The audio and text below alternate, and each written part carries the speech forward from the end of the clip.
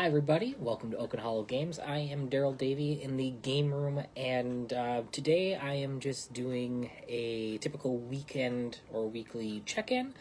And it's a little bit hard to see it right now with all this stuff in the way because I am currently getting another batch of All Hallows Eve games out.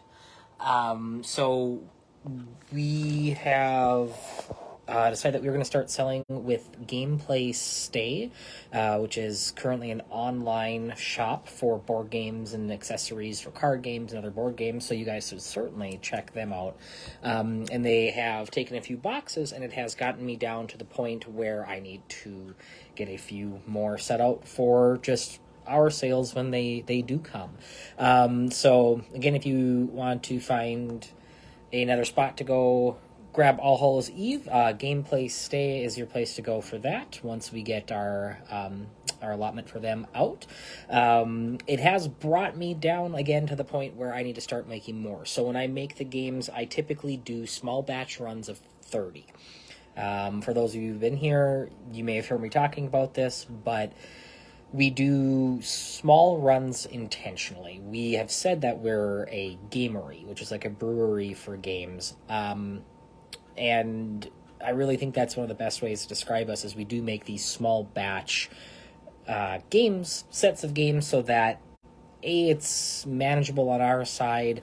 We make sure that people can get the games that they want within a relatively soon from when we sell them. If we do like a pre-sale, which we've only really done once. Typically it's bought afterwards, but sort of like the Kickstarter pre-sale style stuff. But 30 seems to be at the mark where I can get things done, make things up, and it takes, if we get order cards in time. Cards really are the longest part of the process, besides, I guess, printing.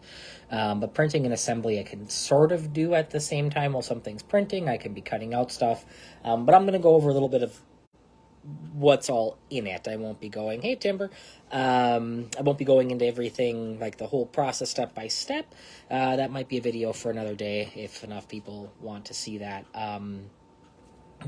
But when I bought 30, I knew summer was coming up. I had hit a couple of the conventions, DeluCon and Halloween came through. So I had stayed with just making 20 out of the 30 that I had bought, and was going to wait till I hit a certain threshold to finish off the last 10.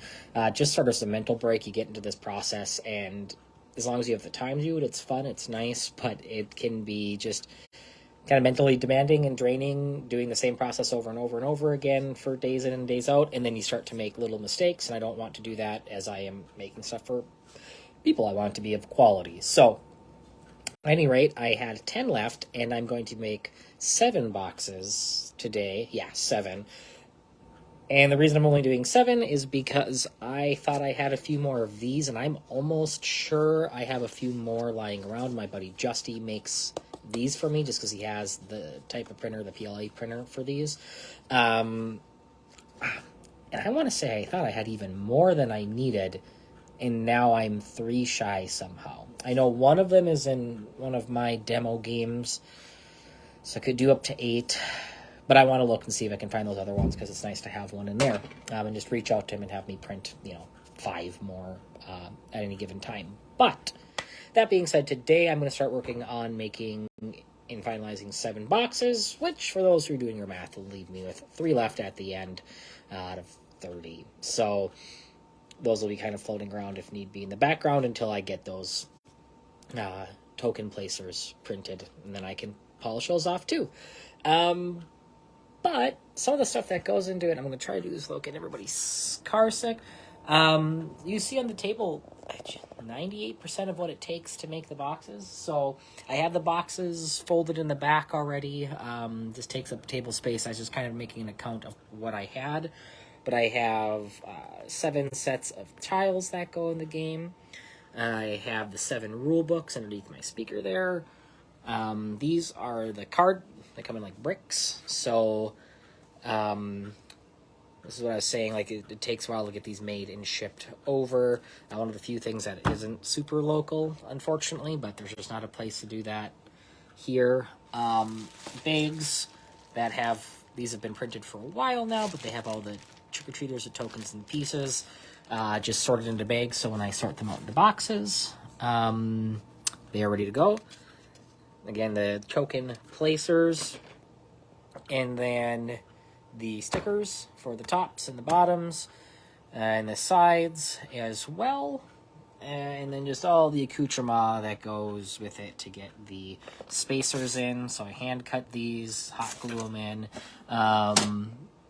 So my poor glue and this really get a lot of work on them as I run through a lot of those slicers, razors on the top there as we were going through.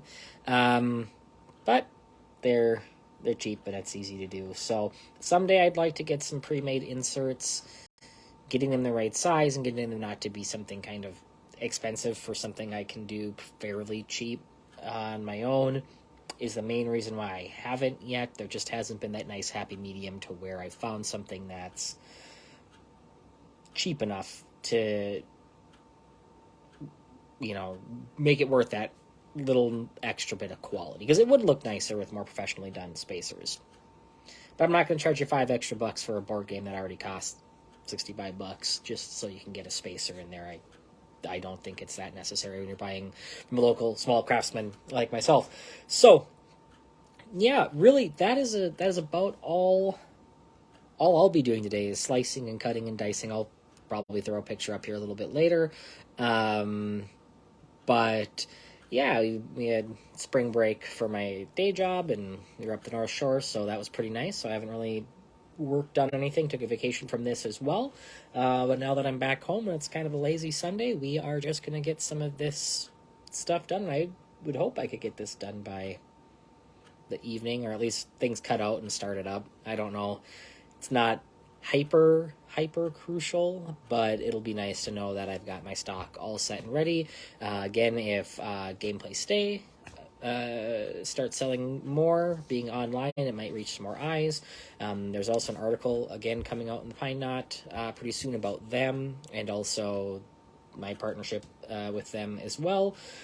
Yeah, and there is Christopher Mim, the Mimverse. You should look into some of his films. He did a monthly newsletter and reached out to Oaken Hollow Games because I had bumped into him at one of the conventions, and we've been chatting for a little while, and he had asked for somebody to write an article about, and we did a quick write-up about All Hallows Eve and kind of some of the stuff that started it and Oaken Hollow Games in general. So I will try and post that to the group if and when it comes out. It might be just physical newsletter. I'm not sure, or if it's going to be an email. I have to verify that with him. But so two things with us in there. Up the North Shore, I scattered cards everywhere. Someone's gonna track me down because I littered all over the hotels and any sort of small shop that had a bulletin board. I was throwing stuff up. So that said, if you do know people who like this kind of thing, make sure that you share it with other folks. I would greatly appreciate that. Even 2 or 3 people kind of send that down the chain. The more eyes, the better. We try to keep things fun and interesting here on our page anyways. So without further ado, I think I'm going to let you guys get your Sunday. I'm going to try to keep this video quick because, again, not a whole lot that happened. But yeah, I'll more than likely post some pictures of the pre-mess here, and then if I get them all done, I'll throw a picture up online as well. So either way, you all have a happy Sunday, and we'll be tuning in for this Thursday's Oaken Hollow game night. I'm not sure exactly what we'll be doing. We're kind of at the end of play testing for a lot of stuff. Well, no, a little bit more with Geist and Zed can go, but it's getting more into the details. But expect some pictures of Geist to come through because I'll be starting artwork on Geist and drawing those.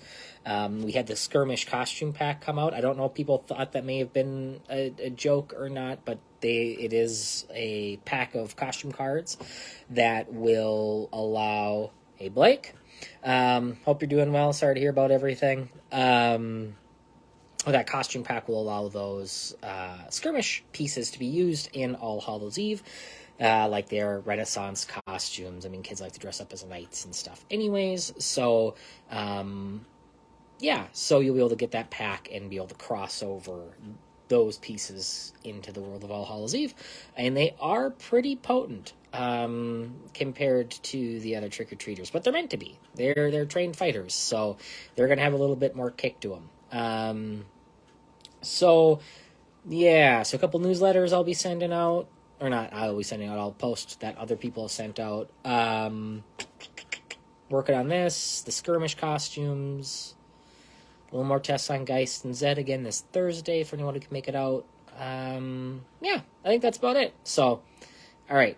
You all have an excellent Sunday, and we will see you Thursday for the live stream.